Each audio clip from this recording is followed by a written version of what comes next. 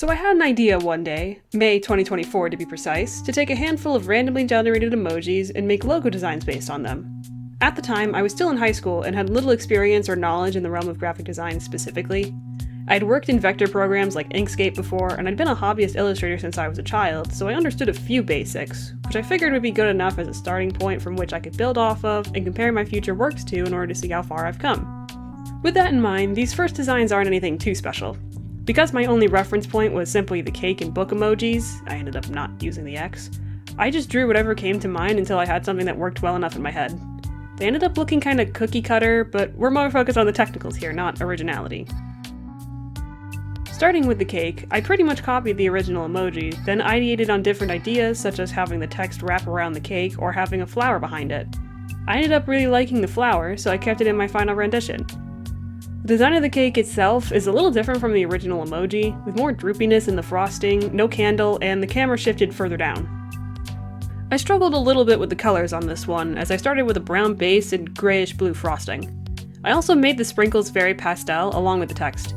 Thing is, I ended up hating the colors, so I fixed them later to up the saturation in the brown, turn the blue pink and the pink orange, and make the sprinkles more visible. For the book, I sketched out a couple of ideas, most of which having it be open.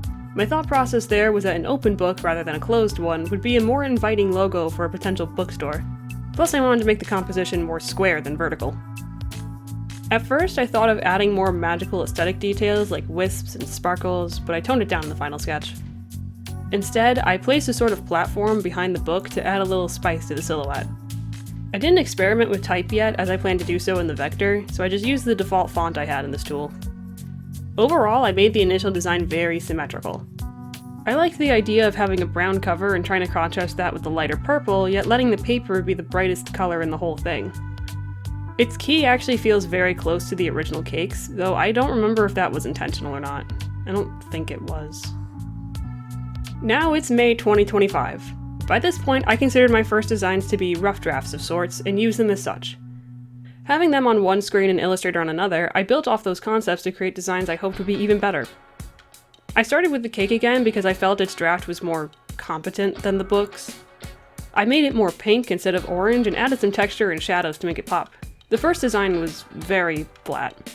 If I were to pick out what of this new design shows what I've learned, aside from some process details of course, I'd say my use of gradients would be the most obvious point. It helped add a bit of depth to the design, even if I kept the composition basically the same.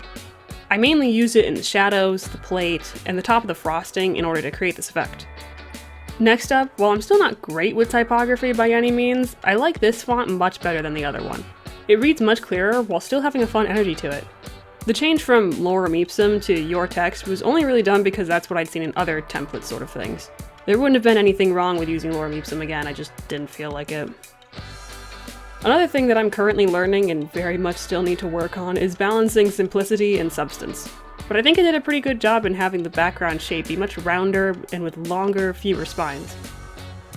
In addition, I kept most of the colors in the pink range so they wouldn't clash nearly as bad, but I made the frosting a bit more detailed and added more sprinkles to draw focus toward the center of the design. It's not perfect, but I personally quite like it, especially in comparison to its rough draft. Next was the book. I kept most of the colors, but changed the composition quite a bit as I felt that, again, the original design was very flat. Instead of resting on the purple plane, the book now floats above it, and instead of being fully open, its faces are tilted somewhat up.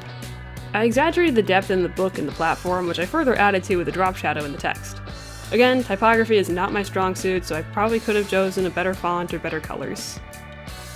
Unlike with the cake, I'm not sure which version's type I prefer. I greatly prefer the other elements of the new design, however, as I feel it's much more visually appealing. Either way, this is still my least favorite of the two, but I do feel as though the improvement is still pretty evident here. Obviously, I still have a long way to go before I can even dream of reaching professional status, but for baby's first year of design, I'd say this is pretty good. I've gotten much more comfortable in the programs I'm using, both Inkscape and Illustrator, and I've gained more of a sense for what to do to turn something from a basic and boring into a design that pops. I'm excited to see what my next year will bring, and who knows, maybe I'll make a follow-up video in the future. I'm still ass at conclusions, sorry chat. I don't know what I'm doing.